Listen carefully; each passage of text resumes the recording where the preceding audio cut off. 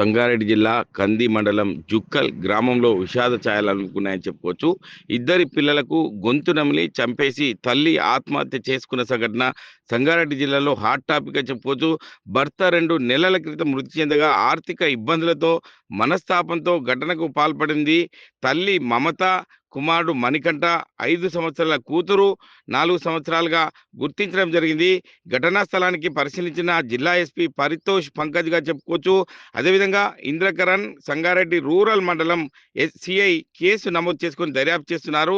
అంటే అన్ని కోణాల్లో కూడా పోలీసులు దర్యాప్తు చేస్తున్న పరిస్థితి ఉంది. ఎందుకంటే గతంలో యాక్సిడెంట్ అయిన చనిపోయినటువంటి భర్త విషయంలో కావచ్చు, అదేవిధంగా ఇద్దరు పిల్లలకు మొదటిసారిగా విషం ఇచ్చి అదేవిధంగా గొంతు నలిమి చంపిన సంఘటన హాట్ టాపిక్‌గా చెప్పుకోవచ్చు. ఇప్పటికే ఉన్నతాధికారులు కూడా అక్కడ పరిశీలిస్తున్నారు. ఎందుకంటే జరిగిన సంఘటన ఆరా తీస్తున్నారు.